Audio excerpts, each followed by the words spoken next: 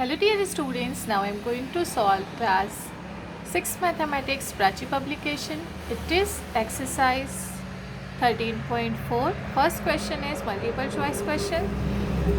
A line segment 8 cm is bisected by a perpendicular bisector. The length of each part.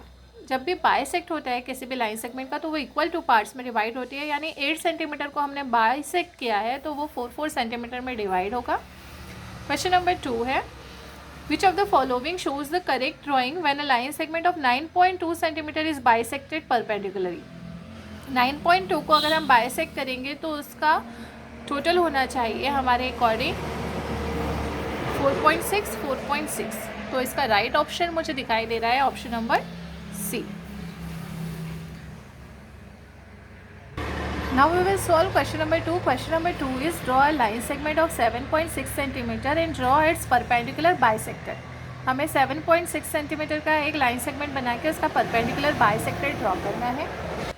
Question number second solve करने के लिए सबसे पहले हम 7.6 centimetre का एक लाइन सेगमेंट बनाएंगे.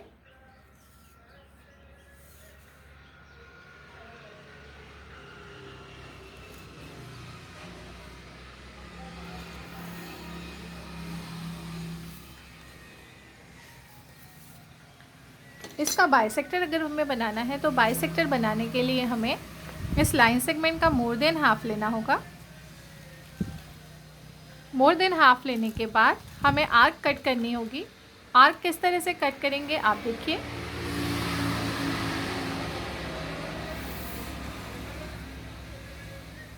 मोर देन हाफ लेके एक आर्क आप ऊपर कट करेंगे और इसी प्रोसेस में एक आर्क आप नीचे कट कर दीजिए. सेम यही डिस्टेंस लेकर आपको दूसरे पॉइंट पर रखना है पॉइंटर. फिर से एक आर्क ऊपर की तरफ कट करनी है और एक आर्क नीचे की तरफ कट करनी है. ये दोनों आर्क ने जहाँ पर क्रॉस किया है पॉइंट जो मिला है हमें, अब इस पॉइंट को हम यहाँ पे स्केल रखेंगे और स्केल से इन दोनों पॉइंट्स को मिला देंगे. ये हुआ हमारा क्वेश्चन नंबर 2 का सॉल्यूशन. ये 7.6 को हमने दो इक्वल पार्ट्स में डिवाइड कर दिया है. अब हम सॉल्व करेंगे क्वेश्चन नंबर 3. क्वेश्चन नंबर 3 में हमसे बोला गया है divide a line segment 8.5 into 4 equal parts. हम पहले 8.5 सेंटीमीटर का एक लाइन सेगमेंट बना के उसको 4 इक्वल पार्ट्स में डिवाइड करेंगे. इसके लिए सबसे पहले हम 8.6 सेंटीमीटर का एक लाइन सेगमेंट ड्रॉ करेंगे.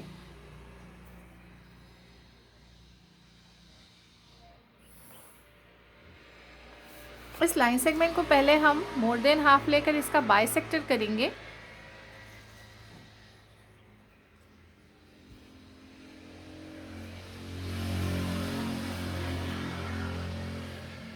बाइसेक्ट करने के बाद इन दोनों पॉइंट्स को मिलाकर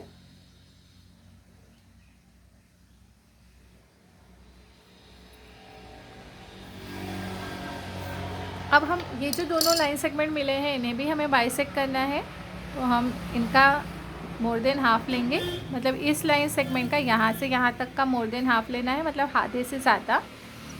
एक बार ऊपर ड्रॉ करेंगे लाइन, एक बार नीचे और फिर बीच में रखेंगे पॉइंटर. एक बार ऊपर ड्रॉ करेंगे, एक बार नीचे. सेम यही प्रोसेस दूसरे साइड भी करना है. एक बार यहाँ से रख के ऊपर, फिर नीचे. दूसरी साइड से रखना है, एक बार ऊपर, एक बार नीचे. अब आप इसे स्केल से मिला दीजिए.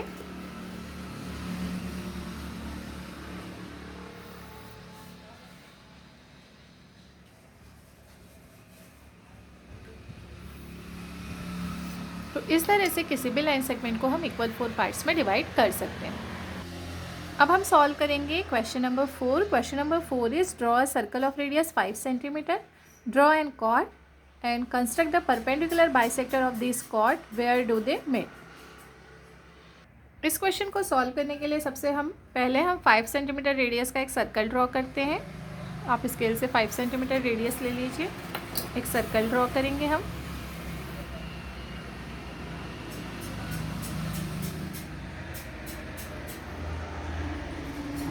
सर्कल ड्रॉ करने के बाद हमें एक कॉर्ड बनानी है. ये कॉर्ड हम कहीं भी बना सकते हैं. मैं यहाँ बना रही हूँ सर्कल की कॉर्ड. अब इस कॉर्ड का हमें बाइसेक्टर बनाना है. ये सर्कल का सेंटर है हमारा। मैं थोड़ा हाईलाइट करके बता रही हूँ आपको। अब इस कॉर्ड का बाइसेक्टर बनाना है। मोर देन हाफ लिया, एक पॉइंट ऊपर लगाऊंगी, एक नीचे की साइड। देखिए बाइसेक्ट करना है तो एक ऊपर एक नीचे, दूसरे पॉइंट पे रखकर फिर एक ऊपर आर्क डालेंगे और एक आर्क नीचे।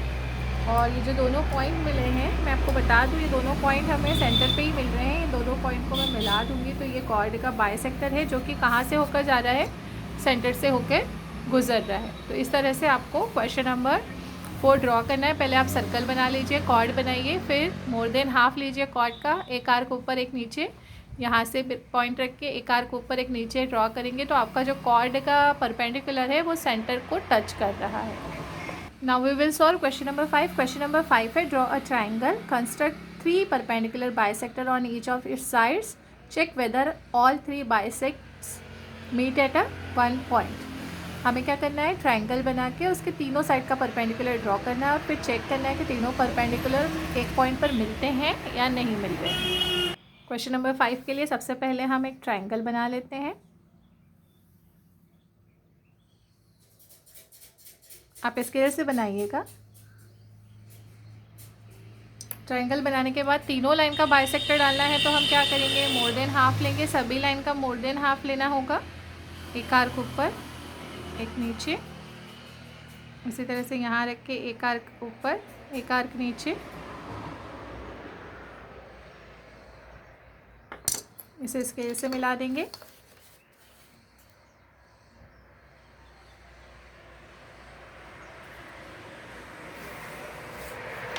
एक लाइन का बनाया, अब इसी तरह से दूसरी साइड का बनाऊंगी मैं।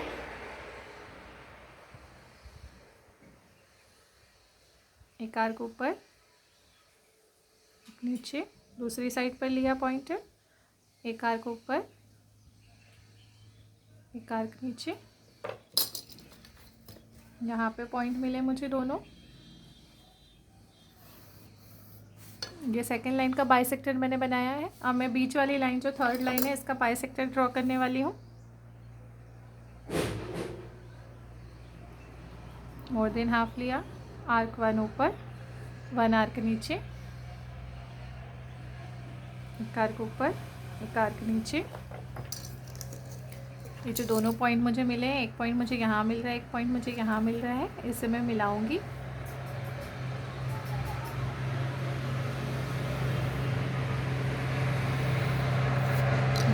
जैसा कि आप डायग्राम में देख रहे हैं, तीनों बाइसेक्टर एक ही पॉइंट से होकर जा रहे हैं तो हम लिखेंगे yes they meet at one point. इस तरह से आपको क्वेश्चन नंबर 5 अपनी CW में सॉल्व करना है। अब हम देखेंगे क्वेश्चन नंबर 6। क्वेश्चन नंबर 6 है, divide a line segment of length 8.8 centimetre and divide in 4 equal parts. तो 4 इक्वल पार्ट्स तो मैंने आपको क्वेश्चन नंबर 3 में भी समझाया था। जिस तरह से हमने क्वेश्चन नंबर 3 में 8.5 सेंटीमीटर के इक्वल 4 पार्ट्स किए हैं, उसी तरह से क्वेश्चन नंबर 6 में आप 8.8 सेंटीमीटर के 4 इक्वल पार्ट्स कर सकते हैं। क्वेश्चन नंबर 7 में हमें बताया गया है कि इस फिगर में हमने 4 इक्वल पार्ट किए हैं, सभी पार्ट आपस में इक्वल हैं, तो हमें ये बताना है कि इनमें से कौन सा पार्ट लाइन ऑफ सिमेट्री है। लाइन ऑफ सिमेट्री क्या होता है, जिस लाइन के दोनों साइड की इमेजेस सेम सेम दिखाई देती है। तो AB का अगर लाइन ऑफ सिमेट्री लेंगे तो कौन सी होगी, MN, क्योंकि MN के दोनों साइड का पिक्चर सेम सेम है, इधर भी इक्वल है इधर भी इक्वल है, तो इसका राइट आंसर होगा the line of symmetry of AB is MN। इस तरह से यहाँ पर आपकी एक्सरसाइज 13.4 कंप्लीट होती है। आई होप आपको सारे सॉल्यूशन बहुत अच्छे से समझ में आए होंगे। अगर अभी तक आपने हमारे चैनल को सब्सक्राइब नहीं किया है तो प्लीज़ चैनल को सब्सक्राइब करें, साथ ही साथ बेल आइकन ज़रूर प्रेस करें, वीडियो को लाइक करें और शेयर करें। Thank you, have a nice day everyone.